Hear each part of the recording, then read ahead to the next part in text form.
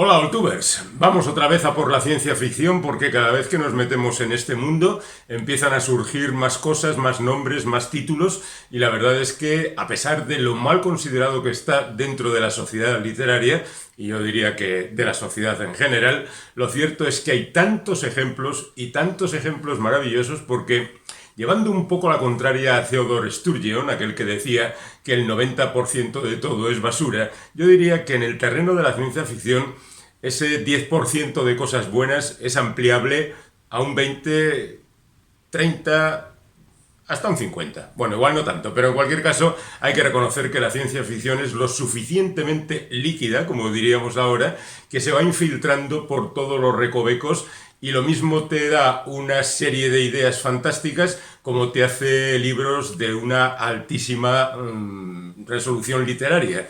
Y en consecuencia, pues la verdad es que por un motivo u otro siempre estamos encantados con la ciencia ficción. Vamos a profundizar otra vez en las cosas que ocurrieron desde los años 60 aproximadamente, tirando hacia la actualidad. En esos años nos encontramos con un renovador de la ciencia ficción como es Harlan Ellison. No tanto por lo que él aporta, que sí es importante, sino porque se le ocurre una idea absolutamente revolucionaria. La idea no es revolucionaria, pero los resultados sí. Es crear una antología titulada Visiones Peligrosas, donde va a pedir a los máximos representantes de la ciencia ficción, anglosajona por supuesto, un relato absolutamente diferente a lo habitual de lo que hacen ellos y a lo habitual que se escribe en el mundo de la ciencia ficción. Y el resultado es algo verdaderamente asombroso. Un volumen, en castellano está publicado, yo tengo una edición con 3 volúmenes, es decir, hay muchos relatos ahí incluidos, donde hay cosas diferentes, narrativas diferentes, ideas extravagantes. No todas son buenas, por supuesto, pero diríamos que es un libro muy a tener en cuenta. Por su parte, Ellison también hace algunas historias memorables, como por ejemplo Un muchacho y su perro, que cuenta una distopía posapocalíptica con un muchacho y su perro recorriendo un mundo devastado, que fue llevado al cómic más tarde, y algunos relatos emblemáticos como No tengo boca y debo gritar o Arrepiéntete, Arlequín, dijo el señor TikTok, que ya se ve que por los títulos que el tipo era dado a escribir novelas extravagantes. Bueno, estas visiones peligrosas sería el precedente de un movimiento pequeño, limitado, que se llamó la New Thing, creado fundamentalmente por Michael Moorcock. Michael Moorcock fue un escritor de fantasía, fundamentalmente.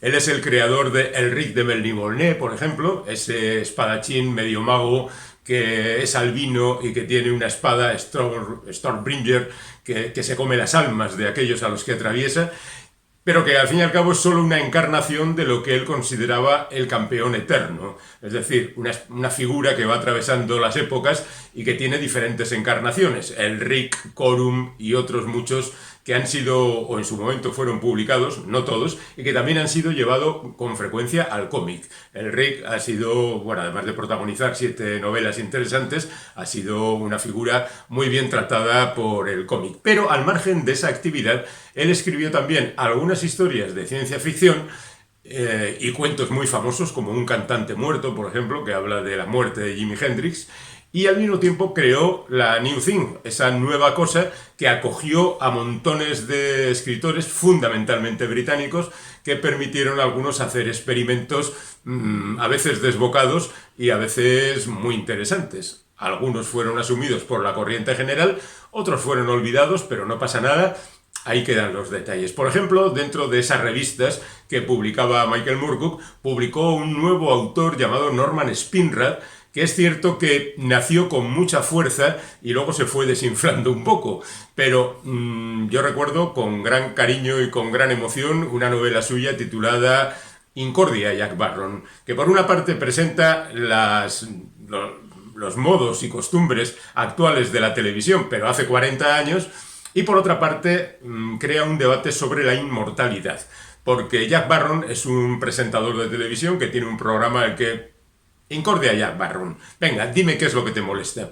Hombre, un poco podía estar basado en la figura de aquel personaje de la película Network que decía que la gente saliera a la calle y gritara estoy harto y ya no aguanto más, ¿no? Bueno, pues esto vendría a ser poco más o menos la misma idea. Y esta estrella de la televisión se ve enfrentado a un súper rico que ha descubierto el secreto de la inmortalidad y obviamente quiere aprovecharse de él. Por supuesto es una ciencia súper cara y naturalmente los pobres no tendrán acceso a la inmortalidad.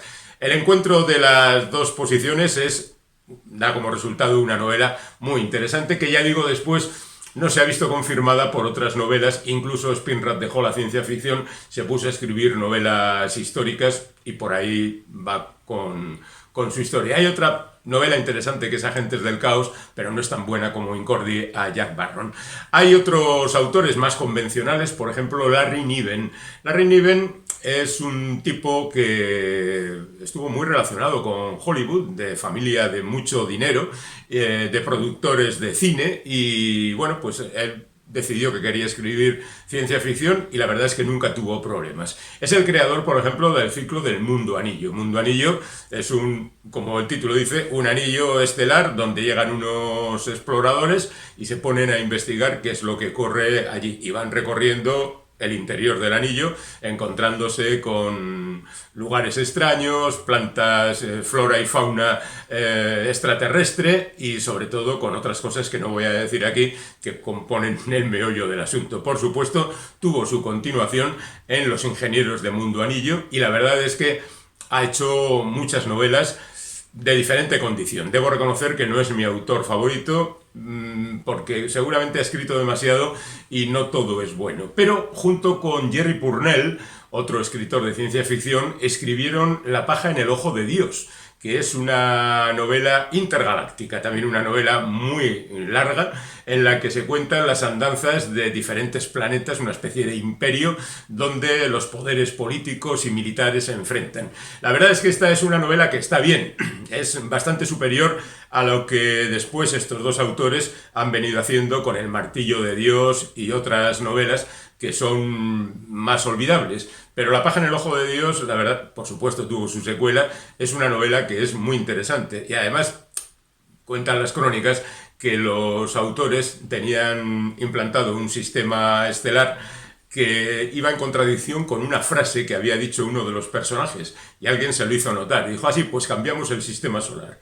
A veces los escritores tienen este tipo de arrebatos y están más por la frase que por, digamos, la idea general. Bueno, dejando a estos dos al margen, nos vamos con otro clásico que sería Roger Zelazny, que en realidad escribía también fantasía, fundamentalmente fantasía.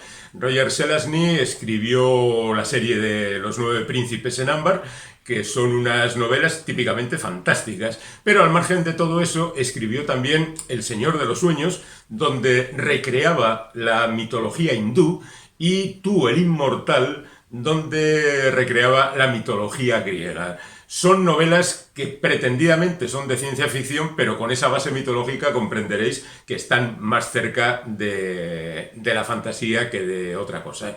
Bueno, pues Roger Zelazny fue un autor muy famoso en su momento, murió muy joven desgraciadamente, no dejó una obra muy abundante, pero significó bastante dentro de la ciencia ficción que se hacía por aquel entonces. Y por terminar con este apartado con un puntito de ciencia ficción dura, hablaremos de Charles Sheffield, que también escribió fantasía, Erasmus Darwin, detective, un detective de lo paranormal, pariente del famoso Charles Darwin, el abuelo, que en algún momento Charles Sheffield escribió también ciencia ficción muy interesante. Por ejemplo, una novela, La caza del Nimrod, que me parece ejemplar y representativa de lo que se hacía en los años 80, y La telaraña entre los mundos, donde crea el concepto del ascensor espacial, coincidiendo justamente con la novela de Arthur C. Clarke, Las fuentes del paraíso,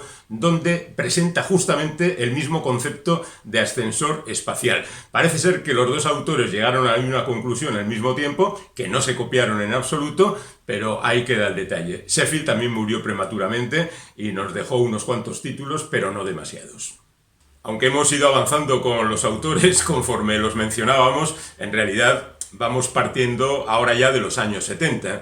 A finales de los años 70 aparece un escritor que parecía llamado a revolucionar el género, se llama John Barley, y creó una novela, The Official Hotline, que se tradujo como Y mañana serán clones, que por el título ya podéis imaginaros que habla de ese fenómeno que en los años 70 estaba como muy revolucionado. También una novela famosa de Kay Wilhelm, donde solían cantar los dulces pájaros, es también una novela sobre clones y fue muy premiada en su momento. Luego hablaremos de ella. Pero en cualquier caso, John Barley hace esta novela, llama mucho la atención, parece que se va a comer el mundo y sobre todo publica una serie de cuentos encabezados por la persistencia de la visión, donde plantea situaciones cercanas. Bueno, eso es una exageración al mundo de Philip K. Dick, ¿no? La persistencia de la visión, en fin, trata de analizar el hecho de que los superhumanos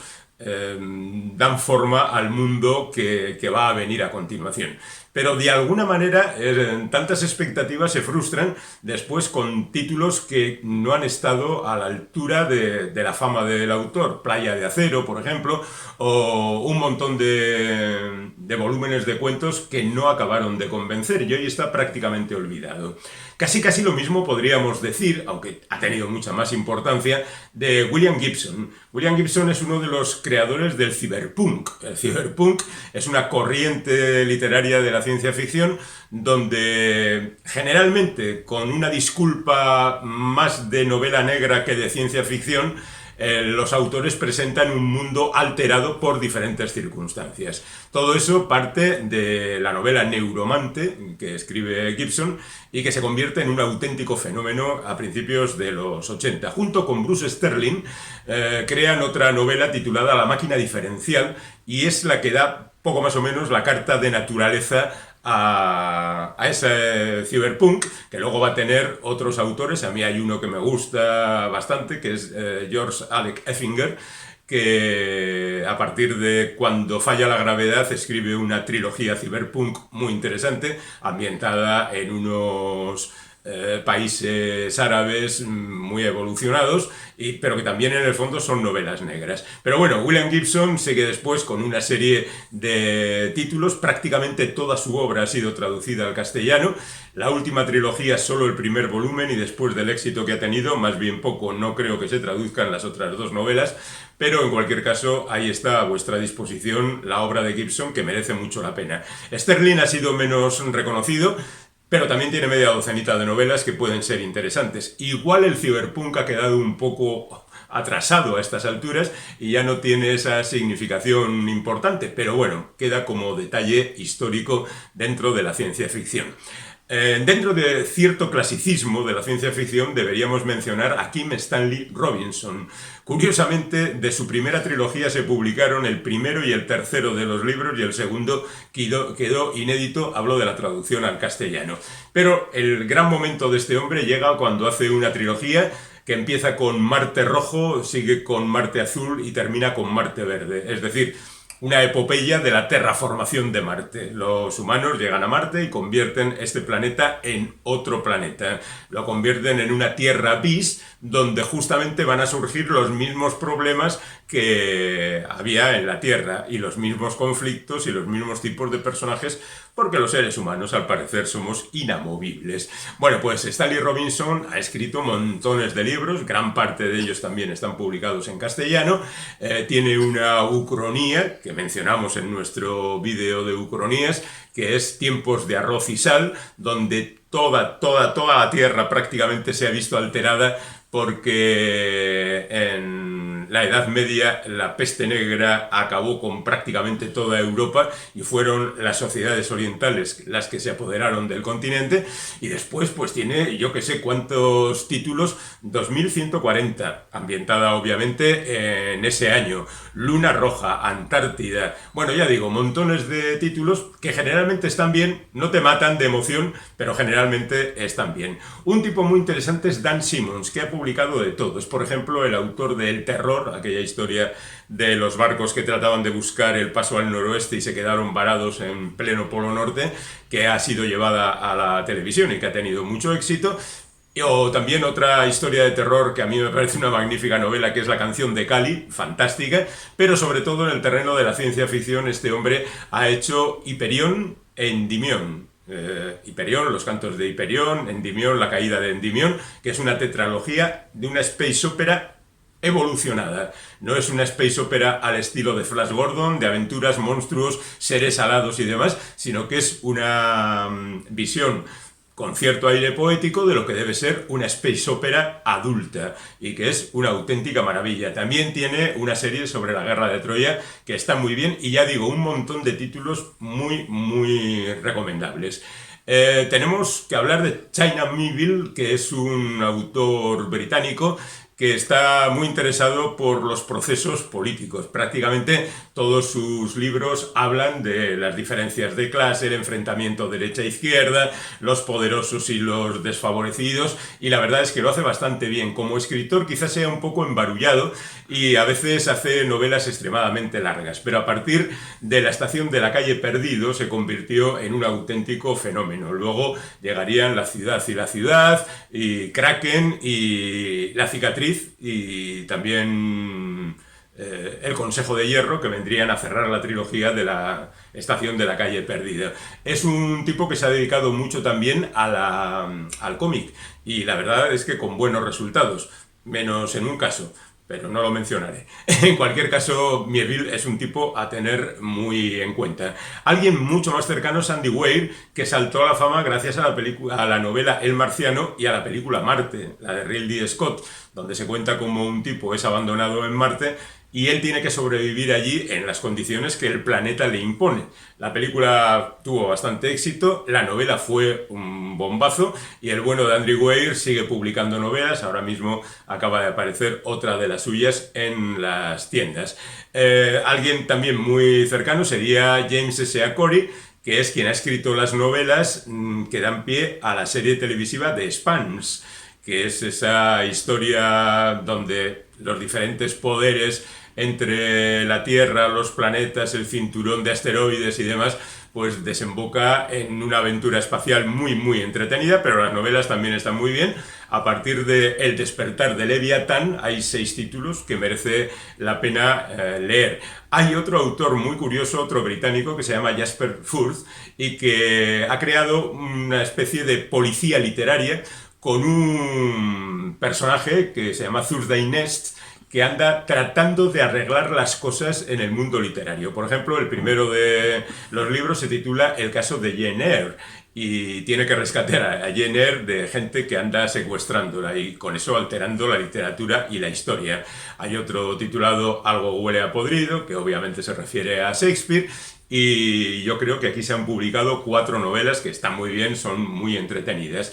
Y después de eso, pues tenemos a Peter Trial, que ha hecho una especie de revisión del Hombre en el Castillo, de Philip K. Dick, a partir de Estados Unidos, de Japón. Es decir, las fuerzas del eje han ganado la Segunda Guerra Mundial, Japón domina Estados Unidos, y allí sería esta guerra en una trilogía que ya tiene una segunda parte, La Guerra Mecha Samurai, y que tendrá una tercera parte, por supuesto, que cerrará esta historia. Y quiero recomendaros a Greg Egan, que es un gigante de la literatura, que está a la altura de Ted Chiang y del que hablo en el vídeo de Tenet, donde hay algunos autores que merece la pena que también conozcáis. Ahí está Stanislas Lem y los hermanos Stugarsky y demás, gente que me parecen importantes, pero ya están tratados allí. Y Greg Egan es de los grandes, de verdad. Prestarle atención. En la primera parte de estos vídeos, de esta serie, en el primer vídeo, hablábamos de algunas autoras muy significativas dentro del mundo de la ciencia ficción. Ursula K. Le Guin o la conocida como James Tripty Jr., que en realidad era Alice Sheldon. Bueno, ahora vamos a presentar a otra serie de nombres que consideramos importantes dentro del mundo de la ciencia ficción. Es verdad que la ciencia ficción es un género, digamos, en un 80% protagonizada por hombres, por autores hombres. Y yo diría incluso que durante mucho tiempo también por lectores hombres, pero poco a poco ha ido creciendo tanto el número de escritoras como el número de lectoras que se han interesado por este género. Hablemos de Joanna Rush, que es una autora, yo diría que la más significativa, junto con las ya mencionadas anteriormente, por su militancia feminista. Es una mujer que ha utilizado la ciencia ficción para presentar las diferencias entre sexos en el sentido de tal y como los conocemos y tal como deberían ser. Es emblemático su título, El hombre hembra, que ya dice bastante a través de simplemente el título, pero tiene también otros títulos como Nosotros dos, o Picnic en el paraíso, o La muerte del caos, o Almas, que es una colección de relatos, donde justamente revisa, yo diría que prácticamente todos los tópicos de la ciencia ficción, pero ya digo, en clave feminista. Y la verdad es que sus historias van directamente a la esencia, no se pierden en florituras, no escribe páginas y páginas tratando de inflar el producto, simplemente lo que tiene que contar lo cuenta directamente y de manera fantástica. Lamentablemente falleció ya, pero ha dejado un buen número de obras, y yo diría además que gran parte de ellas publicadas en su momento, y ahora dentro de esta nueva ola feminista que está reivindicando a autoras como Octavia Butler, por ejemplo, yo creo que alguien debería fijarse en Joanna Rush y recuperar sus libros, e incluso publicar los que en su momento no fueron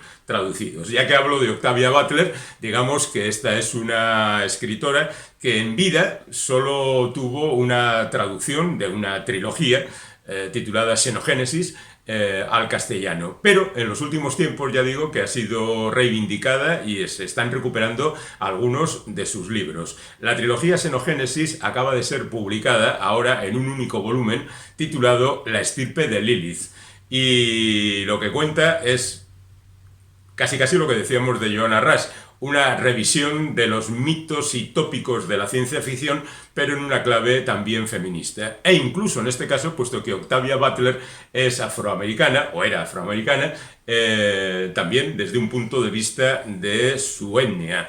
Y la verdad es que merecía mejor suerte de la que tuvo, por lo menos entre nosotros, aunque en Estados Unidos acabó siendo reconocida convenientemente. Y utilizando los trucos de la ciencia ficción, pues se permite ciertas alegrías narrativas, como retroceder en el tiempo hasta lugares donde su etnia se vio todavía más perjudicada que en la actualidad. Y la verdad es que merece mucho la pena leerla. Anne McCaffrey es una autora de novelas, digamos, más aventureras. La verdad es que es la creadora de los cabalgadores de dragones de Pern. Ya he dicho en alguna ocasión, en otro vídeo, que esta es la auténtica creadora de la idea de los dragones cabalgados por humanos en los años 60, mucho antes de nacer Christopher Paolini y de otra gente que después ha utilizado la idea. Y la verdad es que empezó con un cuento que estaba bien, que fue creciendo, se convirtió en una novela titulada El vuelo del dragón, fueron apareciendo, es lo bueno de la ciencia ficción, que a través de las revistas se van publicando cosas, se van agrupando, y llegó el momento en que ya escribía novelas directamente para ser publicadas en libro. Y yo creo que son 7 volúmenes los publicados sobre estos personajes, que no todos son fantásticos, pero los primeros la verdad es que están muy bien. Reconozco que McCaffrey es una buena escritora, que también tenía una serie que se titulaba La nave que cantaba, que es la historia de una nave inteligente, una nave con cerebro, que además tiene el cerebro y la voz de una mujer. Y en consecuencia es una nave que hace puro space opera, recorre el universo y se enfrenta a los peligros que tenga que ocurrir. Otro nombre también señero es el de Marion Zimmer Bradley, que vio en clave feminista también algunas historias muy masculinas. Por ejemplo, el ciclo del Rey Arturo. Bueno, pues en 4 volúmenes que agrupados componen el ciclo de Las nieblas de Avalon, la abuela de Marion Zimmer Bradley revirtió un poco la idea y puso la narración al servicio de las mujeres, empezando por Guinevere, siguiendo por la Dama del Lago y siguiendo por los pocos personajes femeninos que hay en el ciclo de Arturo, pero con una visión muy interesante. Exactamente lo mismo hizo con la Guerra de Troya en la novela La Antorcha.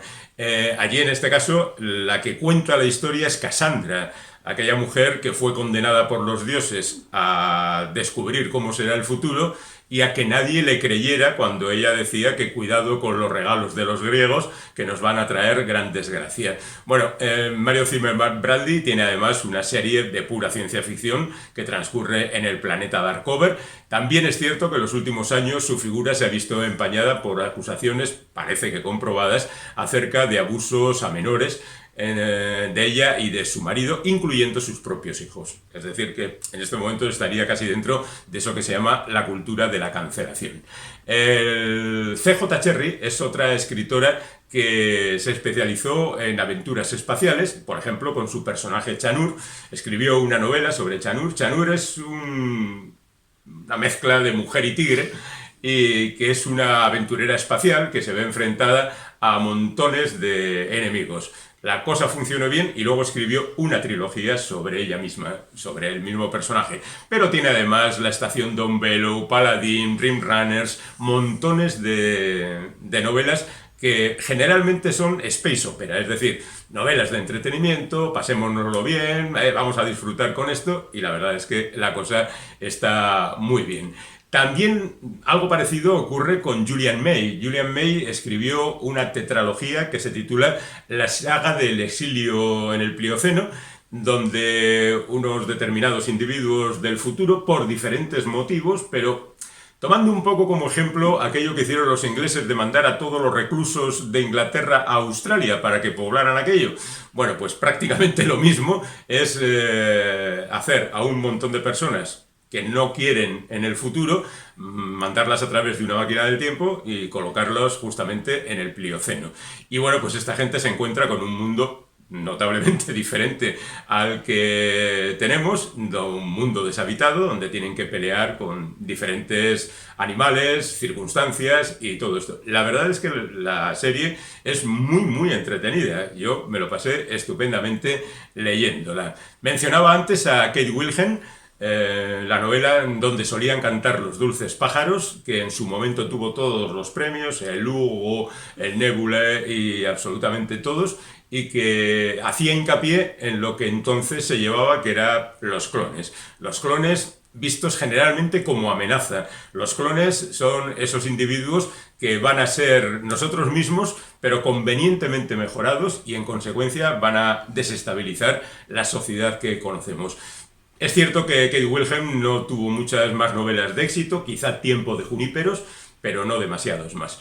Y yo creo que lo dejamos ahí y abordamos ya el último tramo de nuestra revisión de la ciencia ficción. Vamos a hablar ahora de la mujer que seguramente ha sido la más traducida de la ciencia ficción en los últimos años, Connie Willis. Connie Willis tiene varias series, como suele ocurrir generalmente en los autores de ciencia ficción.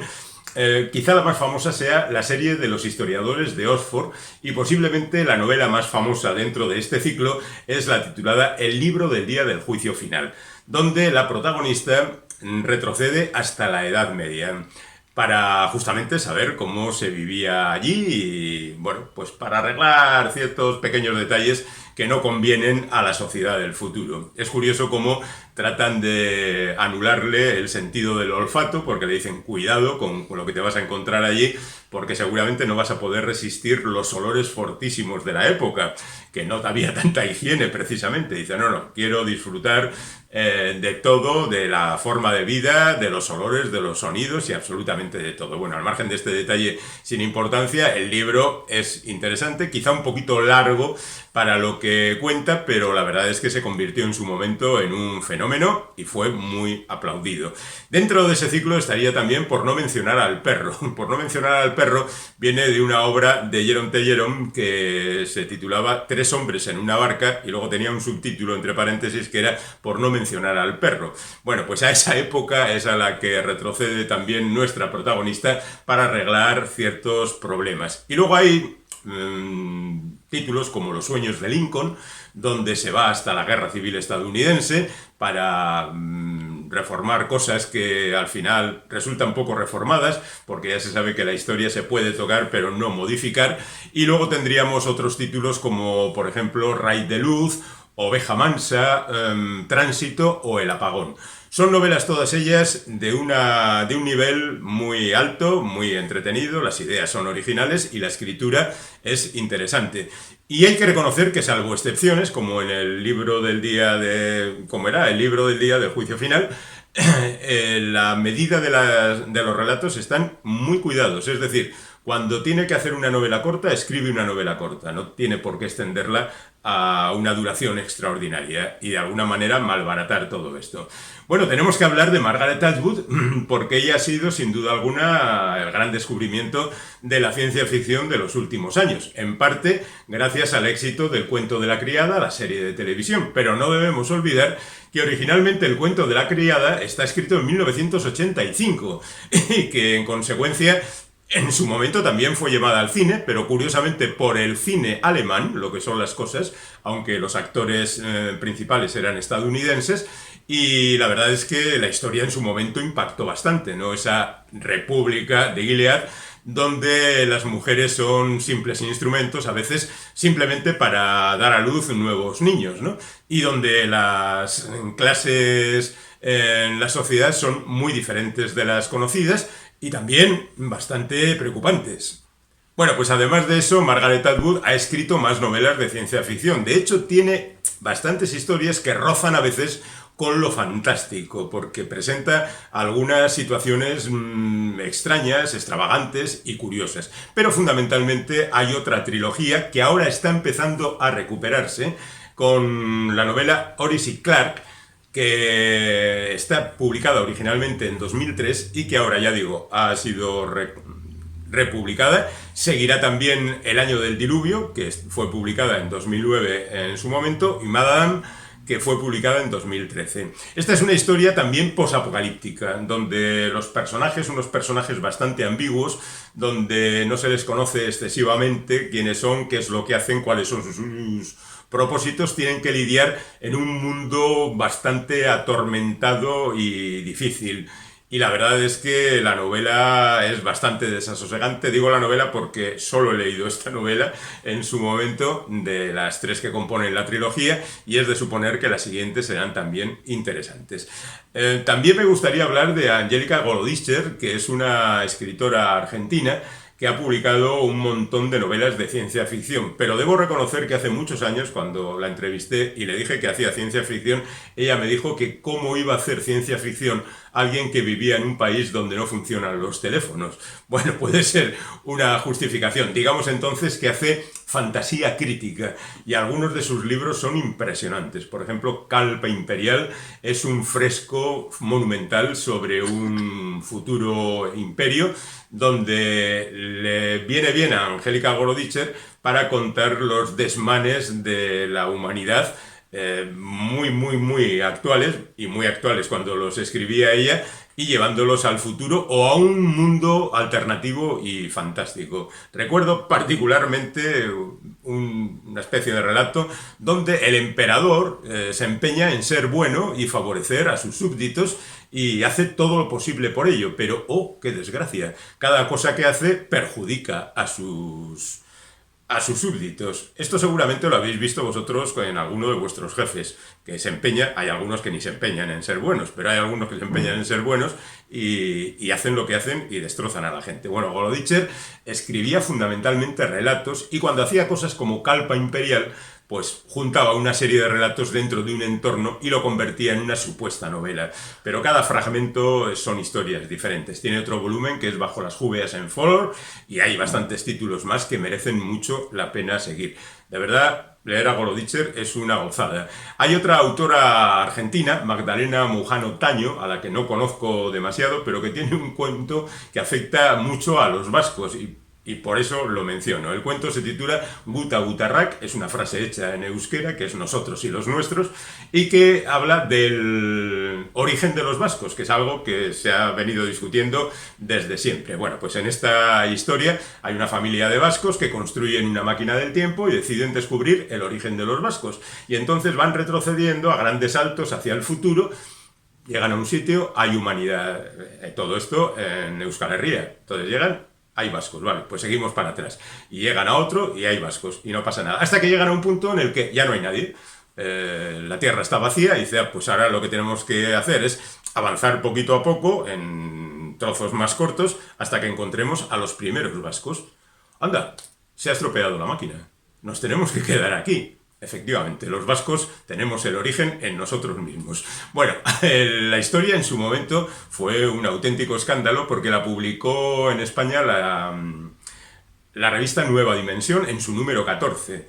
Decía cosas como, por ejemplo, vamos a mandar al niño a estudiar al extranjero, a Zaragoza. Y claro, la censura eso no podía consentirlo, secuestraron el número y se convirtió en un número de la revista muy famoso.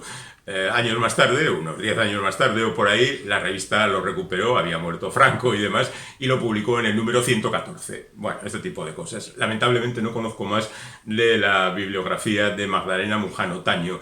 Y por seguir circulando por ese camino, hablaríamos de La ley del amor de Laura Esquivel, que es mexicana y que triunfó con Como agua para chocolate, y que su segunda novela se titulaba La ley del amor, que iba recorriendo también las diferentes etapas de la historia de México y los personajes tenían que conseguir que no se llevara a cabo algo que ocurrió durante la conquista, que no entraré en ello, pero hay diferentes momentos de la historia puntuados por los personajes protagonistas. Es una novela sorprendente en ocasiones, que está muy bien. La verdad es que en México tampoco se han hecho muchas cosas de ciencia ficción. Recuerdo el Cristóbal Nonato de Carlos Fuentes, que hablaba de un mundo, él lo escribió en los años 80 y hablaba del mundo del año 92, que ya ha pasado hace 30, y que hablaba de un concurso para conseguir a ese individuo que sería muy bien tratado por la sociedad.